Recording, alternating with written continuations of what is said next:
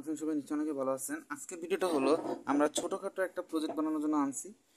ভিডিওটা আসলে আমি লং করতে চাচ্ছি না, তবে এটা খুবই গুরুত্বপূর্ণ কারণ মাঝে মধ্যে আমরা এরকম ইলেকট্রনিক পার্টস পেয়ে থাকি। দেখতে পাচ্ছেন আমার কাছে কতগুলো পার্টস আছে। এই জিনিসটা আপনারা হয়তো সবাই চিনেন, যারা এই ছোটোখাটো প্রজেক্টের কাজ অথবা বড় রকম কোনো কাজ করতেছেন তারা তো জানেন এই জিনিসটার নাম কি। এটা হচ্ছে জেনার ডায়োড।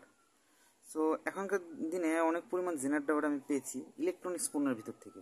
দেখেছে এই যে দেখেন আমার কাছে এই যে জেনার ডায়োড আছে, একটা পাইছি। এই দেখেন অনেকগুলো সার্কিটে তো দুই তিনটা করে থাকে, যেমন একটা সার্কিট এরকম একটা রয়েছে। আমি আসলে লক্ষ্য করছিলাম কি, যখন আমি এটা ছোটোখাটো জিনিসপত্র সরাচ্ছিলাম তখন এই ভিতর থেকে আমি জেনার ডায়োডগুলো খুঁজে পাই। তখন আমি ভাবলাম যে জেনার ডায়োডগুলো যখন আসে সেগুলো তো একটা ছোটোখাটো ভোল্টেজ রেগুলেটর হিসেবে কাজ করে। সো সেটাকে কীভাবে চেক করা যায়, কারণ আমি তো জানি না ভোল্টেজ রেগুলেটর এটা কাজ করতেছে কি না। সেটা জানার জন্য আমি এই ছোট্ট একটি জেনার ডায়োডগুলো আলাদা করে রাখলাম। এখন দেখবো এই যে জেনার ডায়োডগুলো আসলে কত ভোল্টেজে কীভাবে এটা মাপবেন সহজ করে আমি দেখাবো। এই জন্য আমাদের হাতে একটা ছোটোখাটো একটা ভোল্টমিটার লাগবে, একটা ছোটোখাটো একটা রেজিস্টার। এটা আপনারা কোয়ার্টার ওয়াট এক ওয়াট আপনার ইচ্ছা মতো নিতে পারেন, তবে 1.5 কিলো ওম হলে খুব ভালো হয়। এই জন্য আমাদের এইটুকু জিনিস লাগবে, এর বেড়ে কিছু না। তার আগে আমাদের ছোটোখাটো জিনিসগুলো আগে আলাদা করে নিই। সেটা মনে করেন আমরা এখান থেকে এই জেনারেটরটা আলাদা করে নেব, কারণ সার্কিট অবস্থা থাকলে পুরো জেনারেটর ভ্যালু করবে না। কারণ আমরা এটা জানবো যে যদি এটাতে ভোল্টেজ কত ভোল্টেজ আছে সেটা শো করবে, এমন কত পরিমাণ কারেন্ট মানে পাস করা যায়, এমনকি এটার ভ্যালু কত সেটা বোঝা যাবে। সো প্রথমে আমি এখান থেকে এই জেনারেটরটা সরিয়ে নিব। সো ভিউয়ার্স, আমরা এগুলো সব আলাদা করে নিচ্ছি। এরপর আমাদের লাগবে একটা ব্যাটারি, কারণ এই জিনিসটাকে চালায় রাখার জন্য। কারণ আমি এইটা চালা রাখার মূল কারণটা হলো, কারণ আমি যদি এটার সাথে কানেক্ট করে দিই তাহলে ভ্যালুটা ঠিক মতো পাবো না। সো প্রথমে আমি এইটার মধ্যে কালোটা আমি প্রথম বলে কানেকশন তিনটা আছে। এখানে একটা হলুদ, লাল আর কালো। কালোটা হচ্ছে আপনার 12 ভোল্ট থেকে শুরু করে আপনি কারেন্ট দিতে পারবেন। ইনপুট এটা তবে 30 ভোল্টের মতন দেওয়া যায় আমি শুনছিলাম, বাট আলাদা করে ভোল্টেজ না ভালো। এখানে আমি কালো লাইনটা ব্যাটারির নেগেটিভ প্রান্তের সাথে এবং লাল তারটা ব্যাটারির পজিটিভ প্রান্তের সাথে সংযুক্ত করে দিলাম। দেখেন 0 0 শো করতেছে।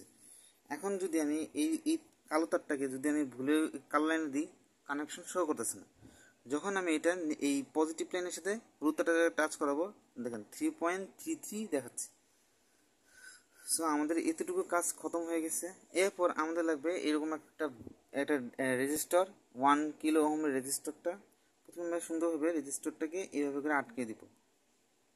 কাজ হয়ে গেছে, আমাদের অর্ধেক কাজ কিন্তু শেষ। ঠিক আছে, এখন কাজ শেষ। আর এখান থেকে আমরা আলাদা করে এই তারটা নিয়ে নিব। দেখেন এটা হচ্ছে কালো রঙের তারটা আমি এখানে নিয়েছি।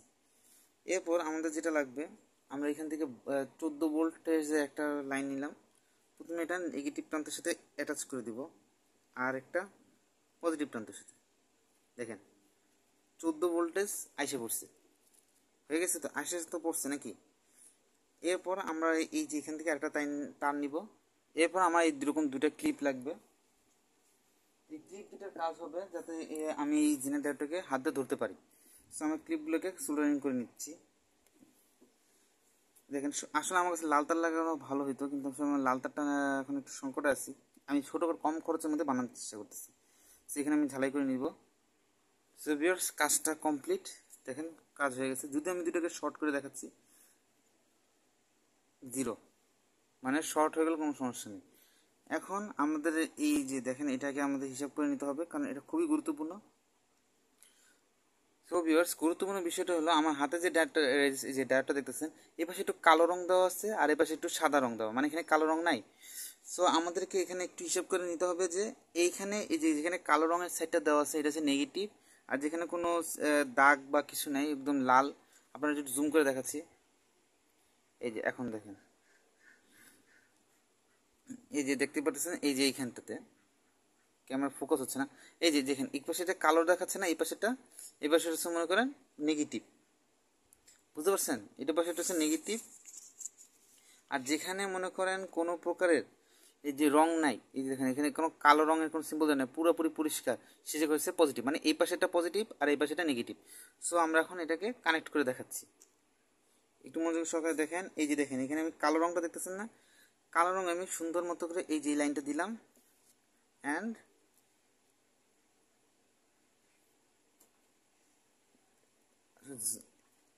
এটা হচ্ছে আপনার এই দেখেন ভ্যালু শো করা শুরু হয়ে গেছে, আপনার ভ্যালু শো করতেছে, দেখতেই পারতেছেন এখানে কত ভোল্ট দেখা দিচ্ছে। সরি এখানে একটু ভুল, সুন্দর মতো লাগাই, ঝম পড়ে গেছে জিনিসগুলো সব, যখন সমস্যা হয়ে গেছে। সো এখানে দেখেছিলাম যে প্রথমে মনে করেন যে সেটা কালো যে দেখেন, প্রথমে একটু ভুল করেছিলাম। আমি বলতেছি এই যে এই পাশে কিন্তু নেগেটিভ আর একটা পজিটিভ, এখানে কিন্তু যদি আমি এইভাবে কানেক্ট করি সেটা কিন্তু পুরোপুরি একটা ডায়োড হিসেবে কাজ করবে, নর্মাল একটা সিঙ্গেল ডায়োড হিসেবে কাজ করবে। যদি আমি এখান থেকে ইনপুট নেগেটিভ দিই তাহলে এখান থেকে আউটপুট নেগেটিভ বের হবে, আর এখানে পজিটিভ দিলে এখানে আউটপুট পজিটিভ বের হবে। কিন্তু সমস্যা হচ্ছে এটা একটা জেনার ডায়োড, সেটা ভোল্টেজ রেগুলেটর, সো আর আমরা উল্টো করে নিব। সো এখানে দেখতে পাচ্ছেন এই যে এখানে দেখা যাচ্ছে আপনার এখানে কালোটা একটা আমরা পজিটিভ দিকে দিলাম। এখন দেখেন এটা হচ্ছে আপনার 5.1 ভোল্টেজের রেগুলেটর। এখন আমি যদি রেগুলেটর ভোল্টেজটা কমাই দিই, দেখেন এটা কিন্তু 4.1-এর মধ্যে আটকে গেছে, আবার যখন বাড়াই দেবো দেখেন এটা 5.1-এ আটকে গেছে। এখন প্রথমে আমি যখন বলছিলাম যে এটা নেগেটিভ আর এটা পজিটিভ, সো এই দেখেন এখন যদি আমি এইখানটাতে নেগেটিভ পজিটিভটা দিলাম আর এখান থেকে নেগেটিভটা দিই, দেখেন সরাসরি দেখাচ্ছে কত 0.7, তার মানে এটা ভেজাল শুরু হয়ে গেছে, শর্ট হয়ে গেছে। ঠিক একই রকম এটা 5.5 ভোল্টেজের একটা জেনার ডায়োড, সেম কাজটা করবো। এই দেখেন সেম কাজটা হচ্ছে এখানে এই পাশে আমি যেখানে পজিটিভ সেখানে আমি নেগেটিভ লাইনটা লাগাবো, আর যেখানে কালো দাগ যেখানে ইনপুট আর আউটপুট যে নেগেটিভ মানে অ্যানোড সেখানে আমি পজিটিভটা দিচ্ছি। দেখেন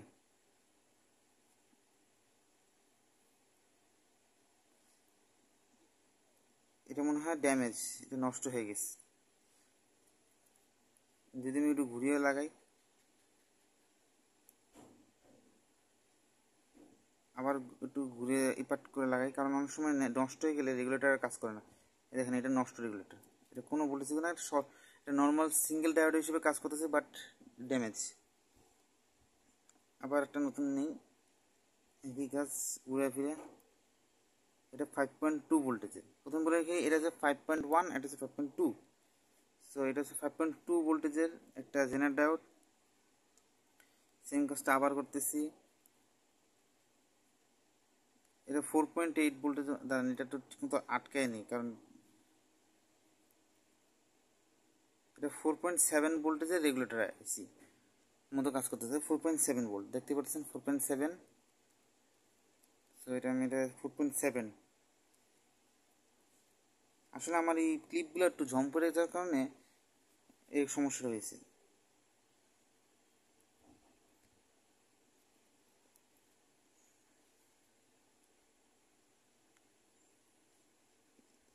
একটু ওয়েট করতে হবে সুন্দর মতো। এটা 4 ভোল্টের রেগুলেটর, এই মানে জেনারেটর 4 ভোল্টেজের।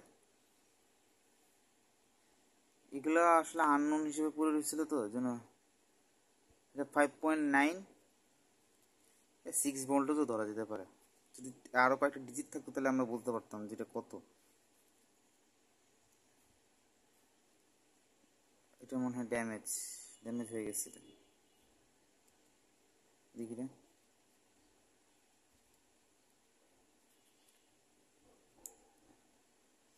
সিঙ্গেল, তবে আমি এটাকে নষ্ট হিসেবে গণনা করবো না আগেই, কারণ যদি এটা নষ্ট থাকে তাহলে এটা হয়তো হাই ভোল্টেজের, হয়তো 14-15 ভোল্টেজের, বাট শো করতেছে না। এখন দেখি এটা একই অবস্থা,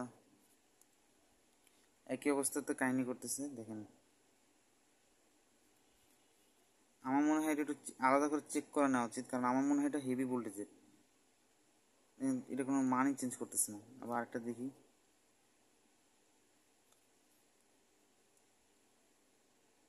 এটা মানে হাই ভোল্টেজের মতো, এটা হইতে পারে আমার যে ভোল্টেজ আমি ইনপুট দিচ্ছি এগুলো আমি নষ্ট আসলে আমি গণনা করতে পারি না, কারণ এগুলো হয়তো হতে পারে 15 ভোল্টেজের, অথবা 16 ভোল্ট, 26 ভোল্টেজের হতে পারে। কারণ আর এই যেগুলো পেয়েছি এগুলো কিন্তু আমি যদি বলি, এগুলো কিন্তু আমি পেয়েছি মনে করেন যে যে সকল আউটপুট ভোল্টেজের থেকে সার্কিট থেকে।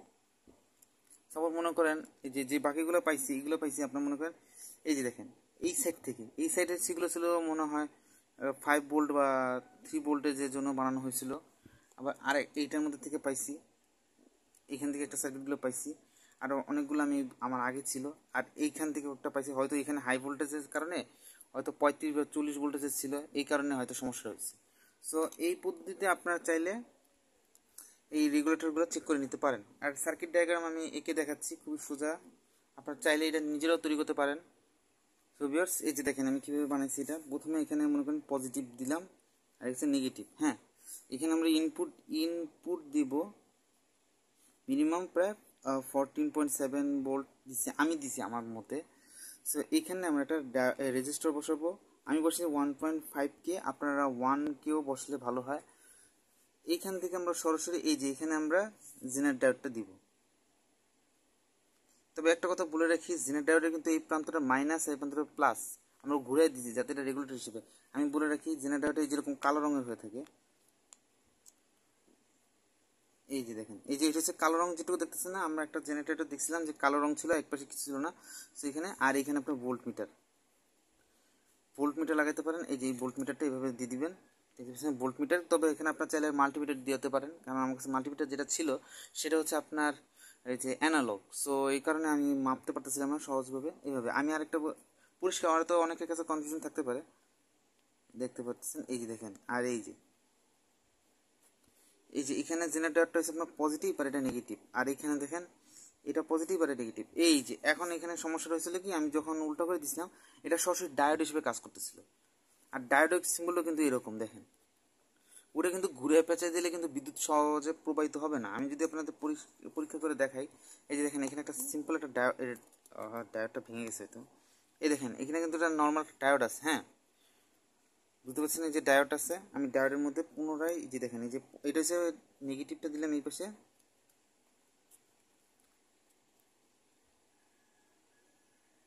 জিরো, দেখেন এই যে শর্ট, পুরো শর্ট হয়ে রয়েছে।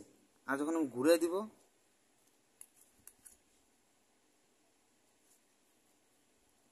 কিছুই নেই, দেখেন ফুল। তাহলে এটাকে আপনি জেনারেটর হিসেবে মানতে পারবেন? আসলে তাও না, জেনারেটর হিসেবে মানা যাবে না। এই কারণেই পার্থক্যটা এটা হলো, জেনারেটর আর ডায়োডের মধ্যে অনেক পার্থক্য রয়েছে। তার কারণে আমাদের এটাকে ঘুরিয়ে দিতে হয়েছে, যার ফলে এটা ভোল্টেজ রেগুলেটর হিসেবে কাজ করছে। সো পরবর্তী ভিডিওতে আমি ভোল্টেজ রেগুলেটর নিয়ে ভালো মতো একটা ভিডিও বানাবো না, তবে আমার একটা প্রজেক্ট বানানোর ইচ্ছা আছে। পরবর্তী ভিডিওতে আমি দেখাবো কী করে একটা প্রপার একটা ছোটোখাটো একটা বক্স বানিয়ে দেখাবো, যে বক্সের মধ্যে আপনার মনে করেন রেজিস্টার থেকে শুরু করে সব কিছু মাপা যায় সহজভাবে, জেনারেট ডায়োড খুব ভালোভাবে মাপতে পারবেন, এরকম একটা ডিভাইস বানিয়ে দেখাবো। সো ভিডিওটা এই পর্যন্তই, ধন্যবাদ।